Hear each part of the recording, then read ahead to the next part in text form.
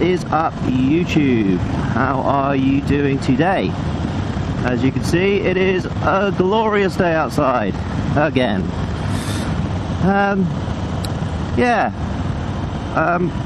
Just want to say a few things about my last video.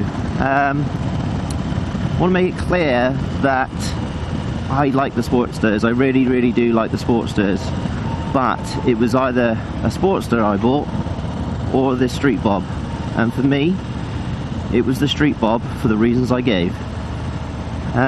Anyway, so what I want to talk to you today while I head into town is security, bike security, what I use and what I intend to get, and why I've chosen the things I have.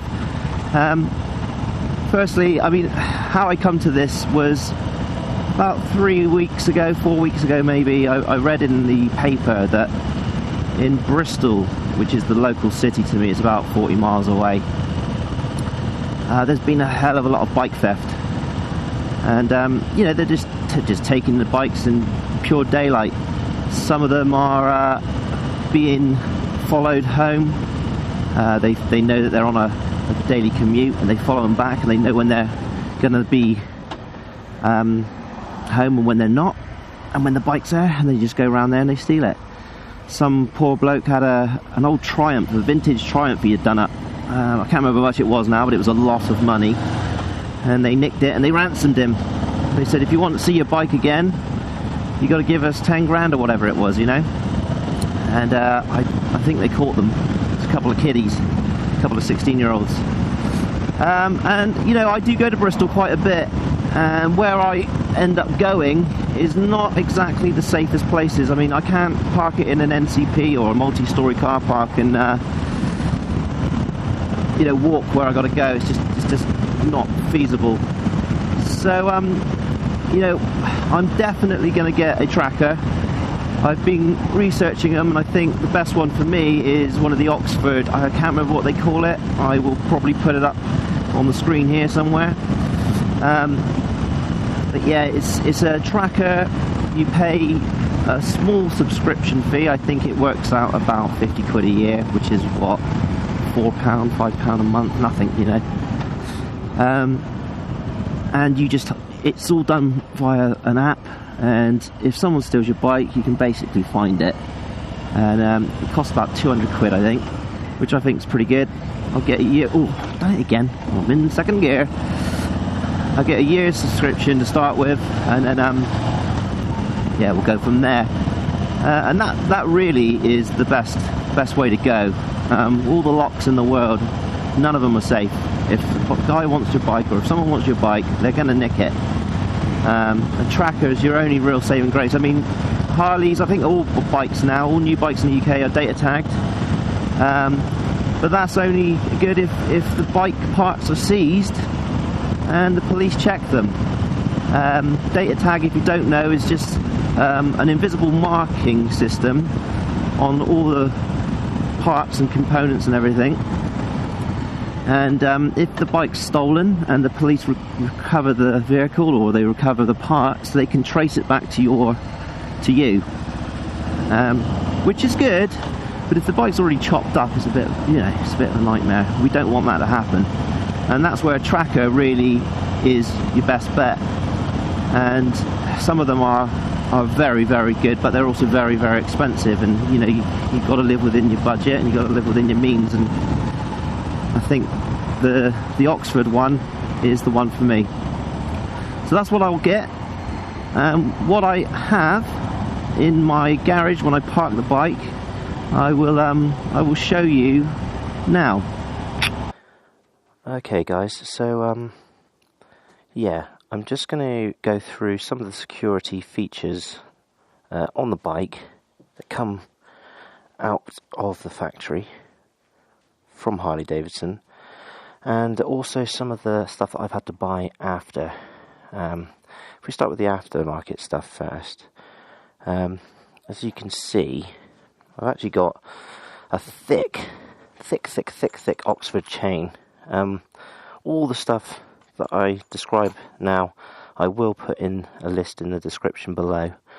But yeah, this is a 10mm thick chain and an Oxford anchor as well that's screwed into the ground, and that's really good for me to know that that's like that. I mean, at the end of the day, someone comes in here with an angle grinder, it's going to be gone in seconds. But for insurance purposes, this is a really good way to lower those premiums. As if that bike is locked like that and they cut through it, then the insurance will pay out. If we move to the back of the bike, this is the ABUS disc lock. It is alarmed, and it's pretty tough and heavy. I believe it's 10mm bar across the back. But yeah, they are meant to be rated pretty high. I think it's 15 on the ABUS. I think it's 15 out of 25 on the ABUS thing, which is quite high. But I will double check that. And this one's actually alarmed as well, and I take this with me everywhere I go. I will show you what it sounds like actually. I'll just go and get the key because it does tend to go off and keep going off. So yeah, let me just show you what it sounds like if someone tries to move the bike. So if we shake the bike, it goes off, and it will just keep doing that for a pretty long time. So I'll just turn that off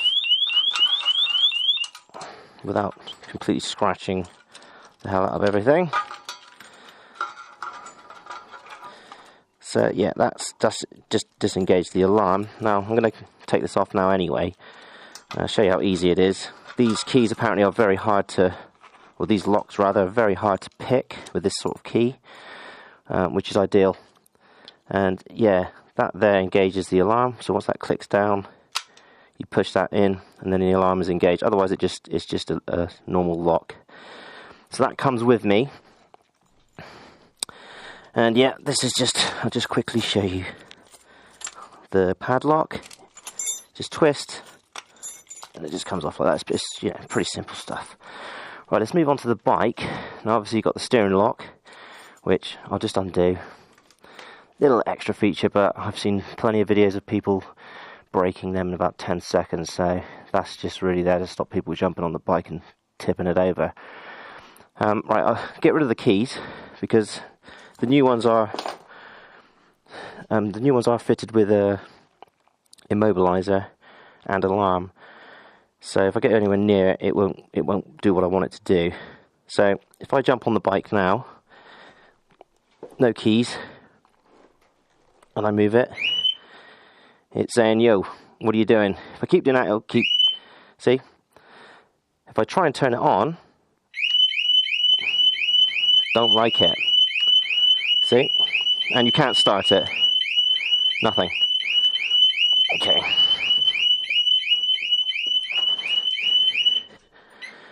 That turns it off. Perfect. That's all you really need to discourage some of the less professional thieves, if you like. But yeah, anything else that's going to slow them down is a bonus, in my opinion.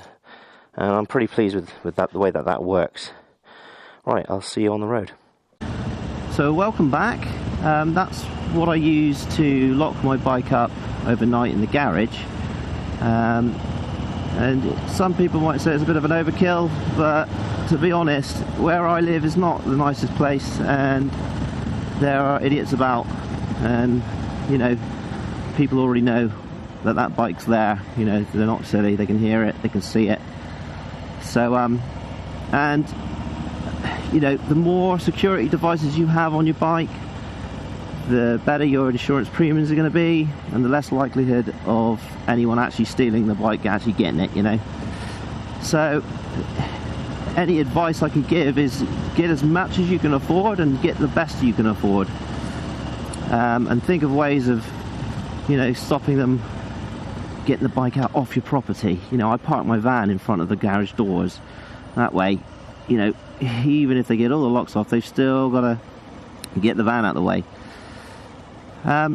So yeah, that's what I do for when I lock it up when I'm at home, and I will show you what I do in a minute when I'm out and about.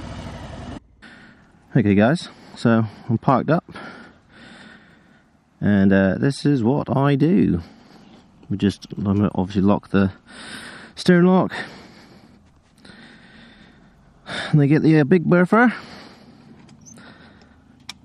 and then I engage the alarm. There you are. And I'll just get this one, which is a cheaper version with no alarm. I'll just click her on there like that, and that just is enough for me. Right, back to the road. So yeah, as you can see, I don't bring a chain with me. There's a couple of reasons for this. The main reason is, you know, they're just so bloody heavy, and I don't have saddlebags. I've got a rucksack on my back, and you know, with these 8-hangers, anything that's really heavy on my back, it just starts pulling my shoulders and I'm aching. And if I'm honest, I don't really think a chain's going to do much.